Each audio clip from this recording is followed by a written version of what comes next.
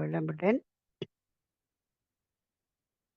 வாழ்க வையகம், வாழ்க வையகம், வாழ்க வளமுடன்.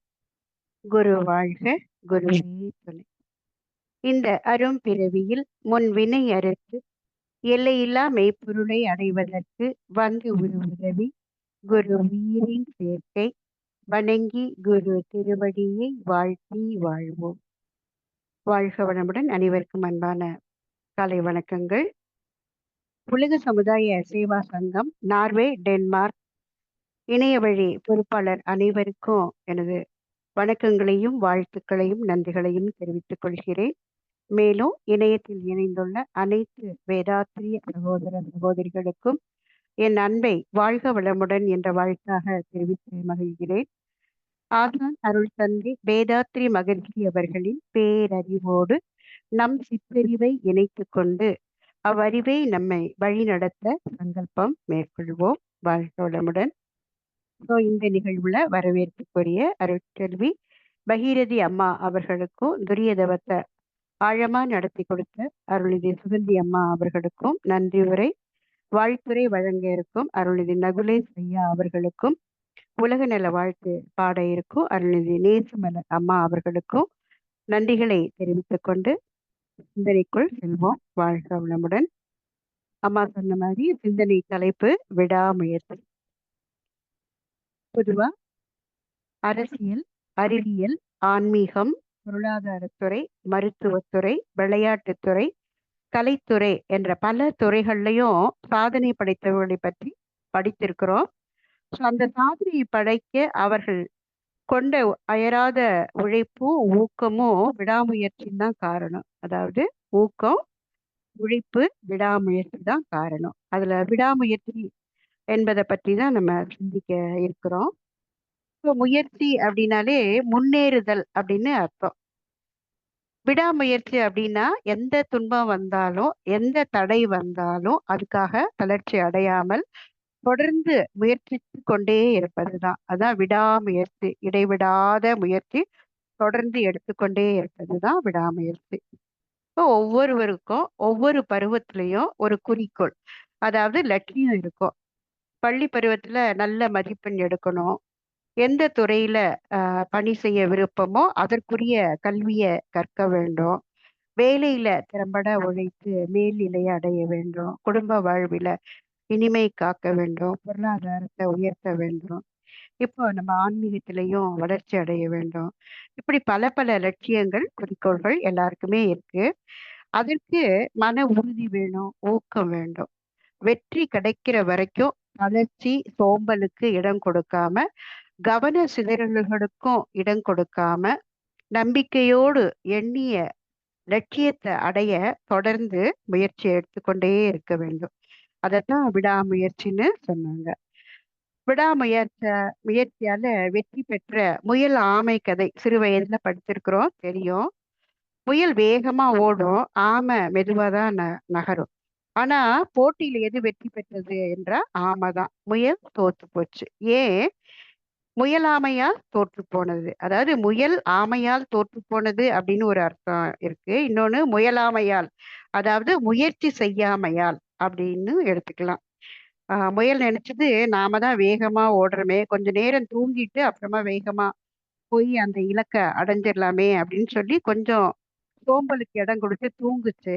ஆனா ஆமை சோம்பலுக்கு இடம் கொடுக்காம நம்ம மெதுவா நகர்ந்தாலும் விடாம போய் அந்த வின்னிங் பாயிண்ட்டை டச் பண்ணிடணும் அப்படின்னு போச்சு. அதனால அது வெற்றி பெற்றுச்சு. ஸோ இது எதை காட்டுது அப்படின்னா, விடாமுயற்சி என்னும் மந்திர சாவியால மட்டும்தான் வெற்றி அப்படிங்கிற கதவை திறக்க முடியும். இதை பத்தி விரிவா பார்க்கறதுக்கு முன்னாடி நற்பண்புகள் அதை பத்தி பார்க்கலாம். சின்ன வயசுல மாரல் சயின்ஸ் அப்படின்னு இருந்தது எங்க காலத்துல.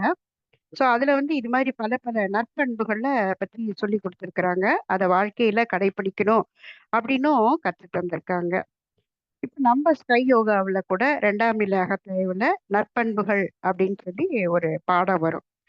அத்தகைய நற்பண்புகளை தான் தற்போது நம்ம பார்த்து வரோம்.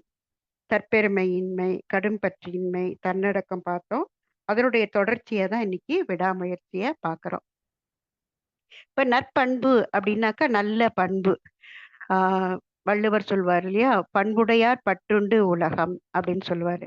இந்த பூமி இருக்கிறதுக்கு காரணமே நல்ல பண்புடையவர்கள் இருக்கிறதுனாலதான் அப்படின்னு சொல்லுவாங்க. அந்த நல்ல பண்புடையவர்களால் தான் உலகம் இன்னைக்கும் நின்று இயங்கிக் கொண்டே இருக்கிறது அப்படின்னு சொல்லுவாங்க. இப்ப மண்ணை பயன்படுத்தி நல்ல தரமான விதைகளை விதைச்சா நல்ல விளைச்சல் வரும். அதுபோல மனதுல நல்ல பண்புகள் அப்படிங்கிற விதைகளை விதைச்சா நல்ல விளைவுகள் வரும். அதனால்தான் நற்பண்புகளை கடைபிடிக்கணும் அப்படின்னு சொன்னாங்க. இந்த பண்படுத்துதல் தான் பண்பாடுன்னு ஆச்சு. அத கலாச்சாரம், கல்ச்சர்னு ஆங்கிலத்துல சொல்லுவாங்க.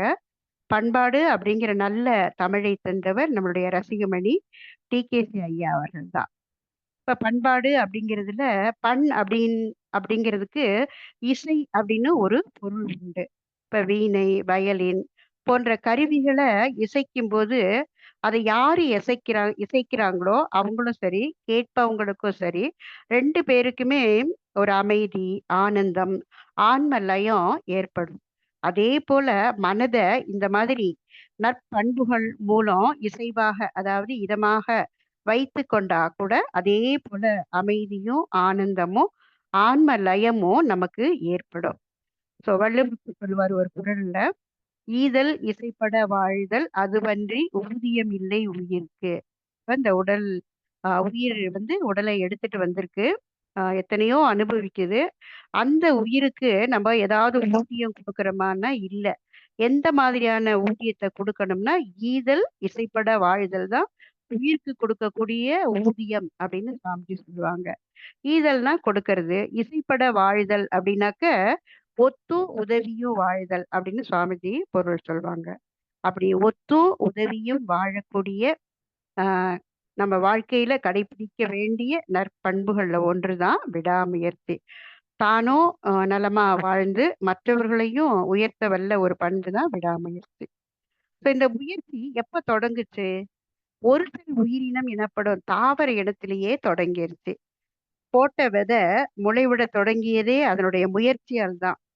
அதுக்கு அடுத்து அடுத்தடுத்த உயிரினங்கள் மனிதன் வரை வந்தது எல்லாமே தொடர்ந்த இடைவிடாத முயற்சியால் தான்.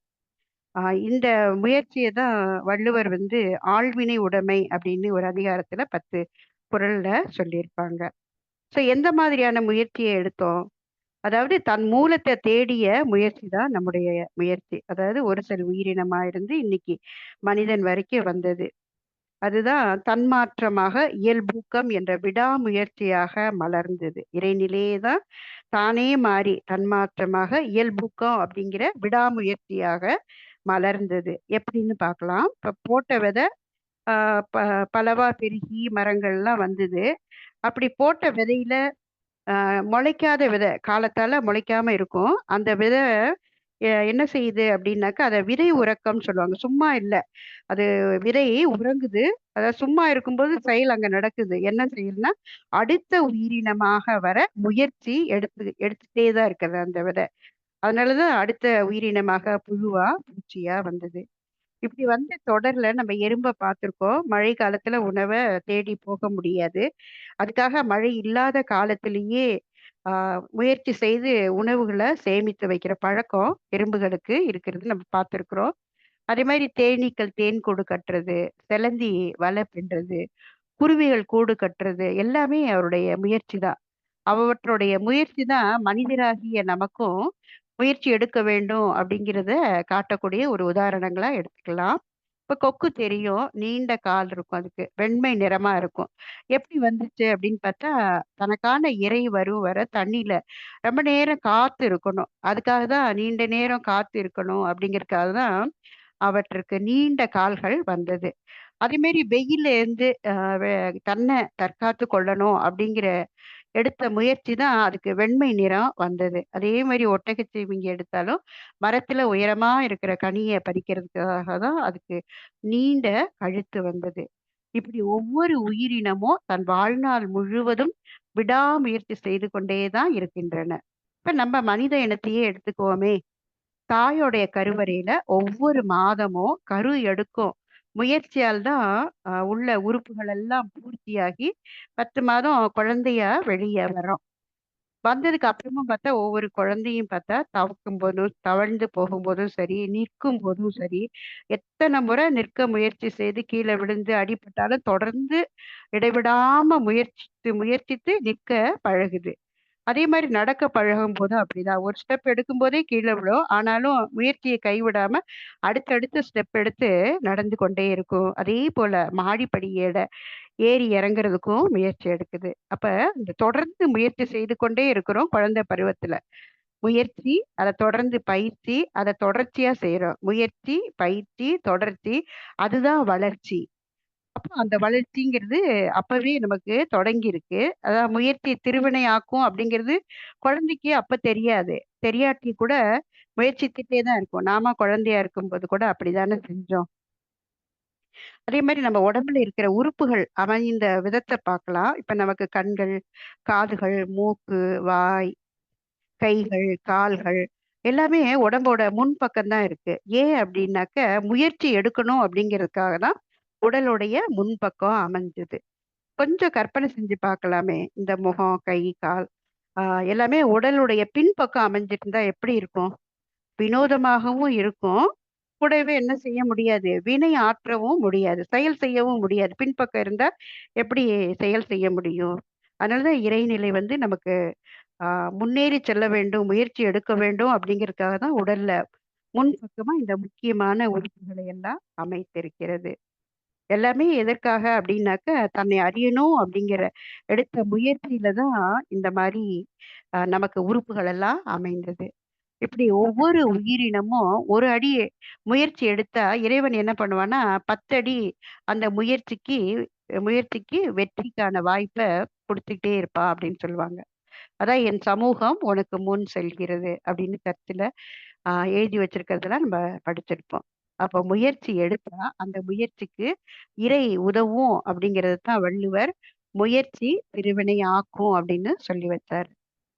ஆனா, இந்த முயற்சி எப்போ நமக்கு தளர்ச்சிய தந்துச்சு அப்படின்னு பார்த்தா, வளர வளர தான் வாழ்க்கையில நெறைய தோல்விகள சந்திக்கிறோம். ஏமாற்றங்கள எதிர்கொள்றோம். துன்பங்கள சந்திக்கிறோம். அப்பதான் இந்த முயற்சியால நம்ம அ முன்னேறி முயற்சி எடுக்கிறோம். ஆனா, எடுத்த முயற்சி எல்லாம் தளர்ச்சி அடையும்போது மிகவும் வருத்தம் அடைகிறோம். அப்பதான் என்ன படிக்கணும் நம்ம அந்த வரலாறுல படிக்கணும். முயற்சி செய்து முன்னேறியவருடைய வரலாற்ற படித்து தெரிந்து கொள்ளும்போது தான் தளர்வின்றி தன்னம்பிக்கையோடு நம்மால செயல்பட முடியும். அதான் முயற்சி உடையார் இகழ்ச்சி அடையார் அப்படின்னு சொல்லியிருக்கிறாங்க. சயின்ஸ்ல எடுத்துட்டா கூட இப்ப மின்சார சாதனங்கள் நெறைய நம்ம உபயோகப்படுத்திட்டே இருக்கிறோம். முதல்ல அந்த பல்ப கண்டுபிடிச்ச தாமஸ் ஆல்வா எடிசன் 999 முறை முயன்று தோத்து போனாரு. ஆனாலும் 1000வது தடவ அதுல வெற்றி பெற்றுட்டாரு. இன்னைக்கும் இரவுல வெளிச்சம் தந்தவர் யாருன்னு கேட்டா, தாமஸ் ஆல்வா எடிசன் தான். இருளா இருந்த இடத்துல மின் பல்ப குடுத்து வெளிச்சம் தந்தவர் தாமஸ் ஆல்வா எடிசன் தான். இது மாரி ஒவ்வொரு துறையிலயும் நெறைய நம்ம அறிஞர்கள பார்க்குறோம். இப்ப நம்ம நாட்டுக்கு விடுதலை வாங்கி தந்த காந்தியடிகள் எந்த முயற்சி எடுத்தார்? அகிம்சை முறையில நாட்டுக்கு விடுதலை வாங்கி தரணும் அப்படிங்கிற முயற்சி எடுத்து அதுல வெற்றி கண்டாரு. அதே போல அ கல்வி கண்ண திறந்த நமது காமராஜர் அவர்களும் வறுமையில வாடின மாணவர்கள் எல்லாம் கல்வி கற்கணும் அப்படிங்கிறதுக்காக எடுத்த முயற்சி தான் இலவச மதிய திட்டம். இப்படி எத்தனையோ மகான்கள் அவருடைய முயற்சியால முன்னுக்கு வந்ததெல்லாம் நம்ம படித்திருக்கிறோம். இப்ப நம்ம சுவாமிஜியோடைய எடுத்த முயற்சியை பத்தி நம்ம பார்க்க இருக்கிறோம். அதுக்கு முன்பாக அதாவது மூச்சு இருந்த வரைக்கும் சுவாமிஜி வந்து உலக அமைதிக்கு தான் முயற்சி செஞ்சுட்டே இருந்தாங்க. அந்த விடாமுயற்சி தான் விஸ்வரூப வெற்றிய தரும் என்பதற்கு இலக்கணமா இருந்தவங்க தான் நம்ம சுவாமிஜி. சிரமங்கள கடந்தா தான் சிகரங்கள தொழ முடியும் அப்படின்னு எடுத்துக்காட்டியவர் தான் நம்ம சுவாமிஜி அவர்கள். இப்போ எல்லா துறையில இருக்கிறவங்களும் முயற்சி எடுத்து தான் முன்னேறி வெற்றி கண்டிருக்கிறாங்க.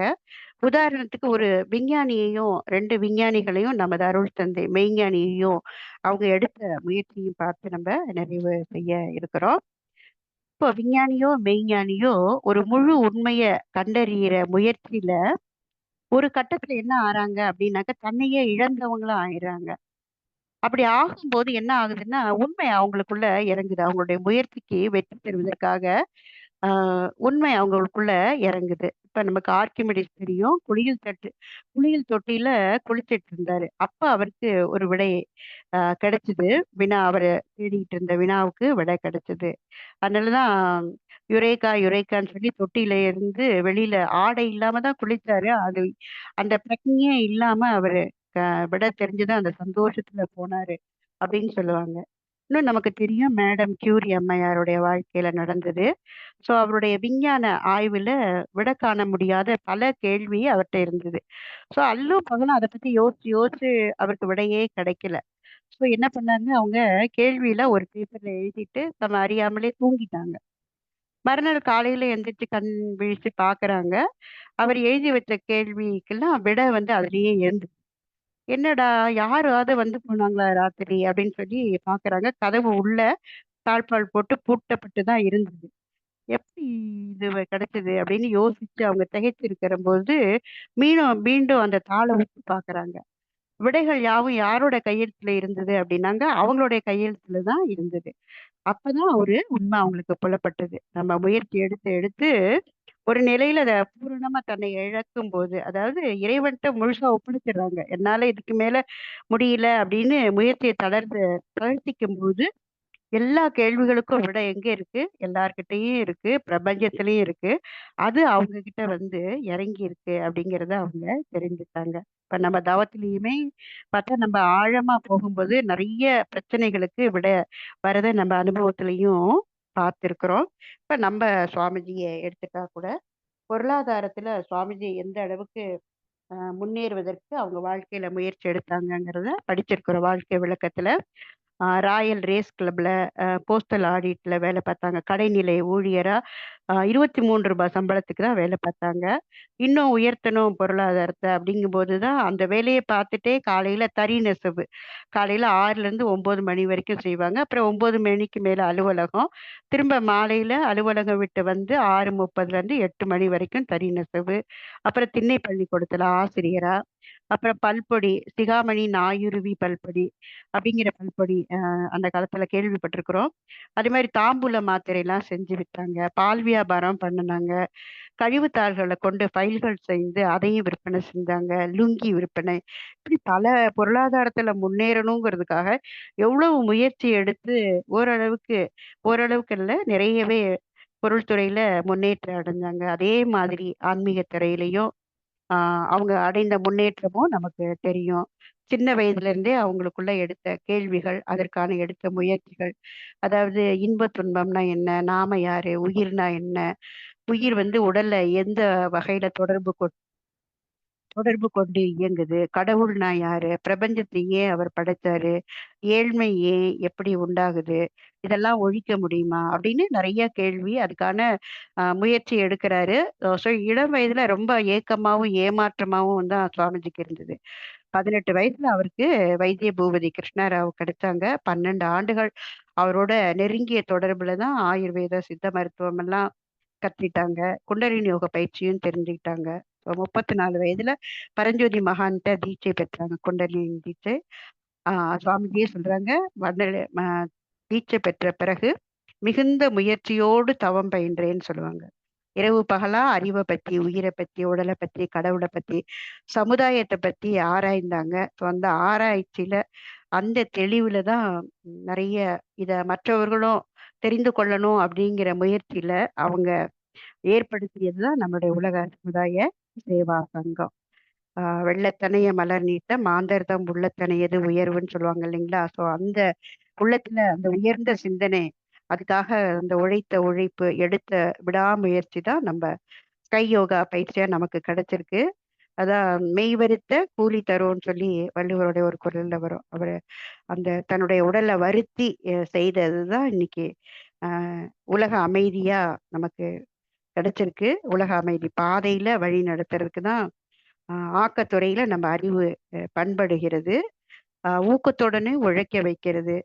ஓ அந்த அவருடைய விடாமுயற்சி, தன்னம்பிக்கை அதெல்லாம் நம்ம எல்லாருக்குள்ளயும் இருக்கணும். ஏதாவது ஒரு கஷ்டம் வரும்போது கூட அதற்காக தளர்ந்து விடாம, சுவாமிஜி குடுத்த இந்த தியானம் ஆழ்ந்து செய்யும்போது நமக்கு வேண்டிய உதவிகள் எல்லாம் உள்ளே இருந்தே கிடைக்கும். இன்னர் கைடன்ஸ்ன்னு சொல்லுவாங்க இல்லைங்களா? அது கண்டிப்பா கிடைக்கும். ஸோ நம்ம முயற்சிய க தொடர்ந்து முயற்சித்துக் கொண்டே இறைநிலையிலிருந்து வரக்கூடிய அந்த இன்னர் கைடன்ஸ பெற முயற்சி விடாது முயற்சி செய்வோம் என்று கூறிக்கொண்டு, அருமையான வாய்ப்பினை அளித்த அனைவருக்கும் நன்றி கூறி நிறைவு செய்து கொள்கிறேன். வாழ்க வளமுடன்.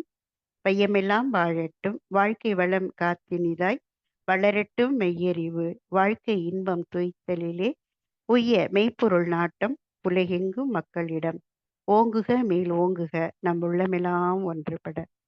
வாழ்க வளமுடன்.